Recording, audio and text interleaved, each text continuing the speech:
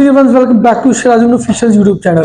Dear ones, क्या आप लोग भी एक आईफोन यूजर हैं? कि आप लोग भी अपनी फोटोज को, अपने मैसेजेस को, अपनी व्हाट्सएप चैट्स को, अपने कॉन्टेक्ट्स को, अपनी डिफरेंट इंपॉर्टेंट फाइल्स को सेव रखना चाहते हैं, लाइफ टाइम के लिए सेव रखना चाहते हैं। लेट्स सपोज कि अगर आपका आईफोन लॉस हो जाता है या फिर आपको दूसरा न्यू आईफोन लेते हैं और आप चाहते हैं कि जो प्रीवियस फोन के अंदर आपका डाटा था वो न्यू फोन के अंदर ऑटोमेटिकली आ जाए, तो ये वीडियो आपके लिए है। कि आप लोग भी iCloud के बारे में जानना चाहते हैं, कि आप लोग भी iCloud की सेटिंग करना चाहते हैं, कि आप लोग भी iCloud के बारे में ज्यादा नॉलेज जो है ना वो गेन करना चाहते हैं, तो ये वीडियो आपके लिए। आपने वीडियो को आखिर तक देखना है। इस चैनल पे अगर आप नहीं हो अभी तक, आपने इस चैनल को सब्सक्राइब नहीं किया, सब्सक्राइब कर लें ताकि नेक्स्ट टाइम जब भी इस तरह की इन्फॉर्मेटिव, इंटरेस्टिंग या फिर रियल लाइफ साइड इफेक्ट के बारे में जो वीडियो लेके आता हूँ आपको मिले उसका नोटिफिकेशन।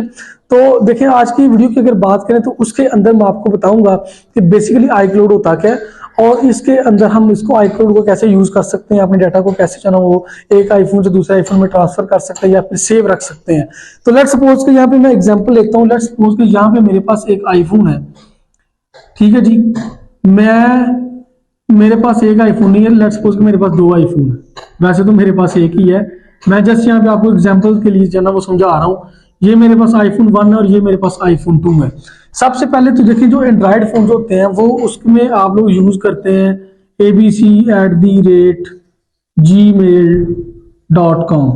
लेट्स सपोज अगर आपके पास एंड्रॉयड फोन है तो उसमें लॉगिन करने के लिए, उसको यूज करने के लिए उसमें आप लोग कोई अपना जीमेल का अकाउंट यूज करते हैं, जैसा कि abc@ कोई भी gmail.com। इसी तरह से एप्पल की, जब आप लोग एप्पल लेते हैं उसके अंदर भी एक iCloud की आईडी बनती है, आपकी एप्पल आईडी बनती है जो कुछ इस तरह से होती है जी। आपके पास abc@icloud.com इस तरह से हो सकती है, ठीक है।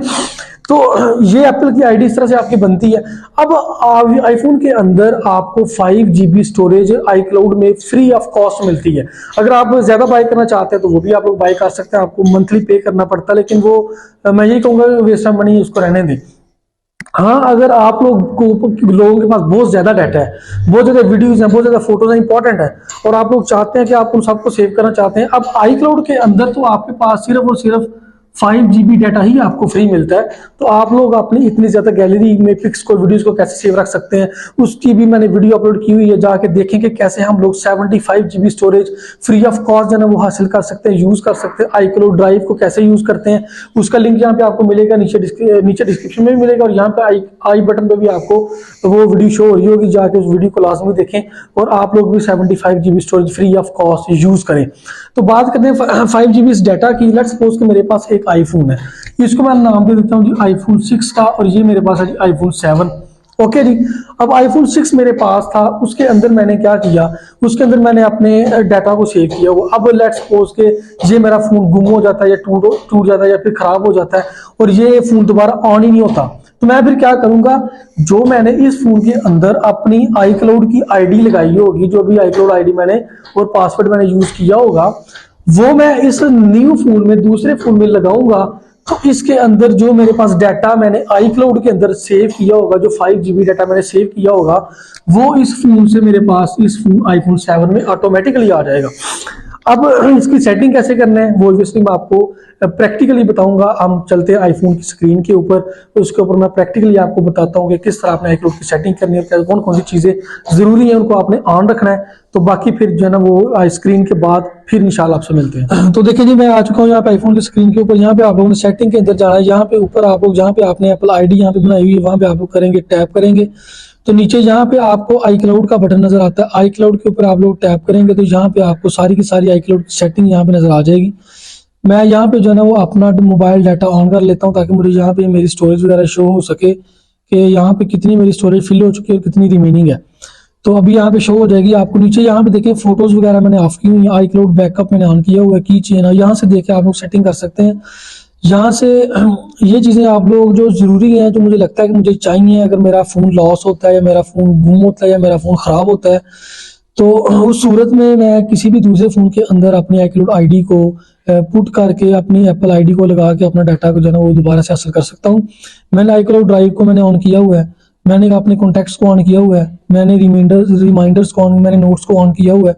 अब रिमाइंडर्स ये है कि रिमाइंडर्स के अंदर कोई भी चीज़ आपको फर्ज की याद रखना चाहते हैं, किसी की बर्थडे आ रही है वो याद रखना चाहते हैं, इस तरह की कुछ चीज़ें आप कुछ चीज़ कहीं पे रखी है और उसको आप लिख के रखना चाहते हैं कि मैंने फलां चीज़ वहाँ पे रखी है, फलां चीज़ का पासवर्ड ये है, वो आप लोग रिमाइंडर के अंदर कर सकते हैं या फिर नोट्स के अंदर कर सकते हैं। मैं आपको मशवरा दूंगा कि आप नोट्स के अंदर सेव करें। कोई भी आपका जीमेल आईडी है या जीमेल पासवर्ड है या कोई इस तरह का कोई और आपका कोई बैंक पासवर्ड है या कोई किसी भी तरह का कोई आपके जो है वो नेसेसरी जीमेल अकाउंट है या आपका पासवर्ड है या कोई भी, उसको आप लोग नोट्स में सेव करें और यहाँ से iCloud को इसको ऑन करें।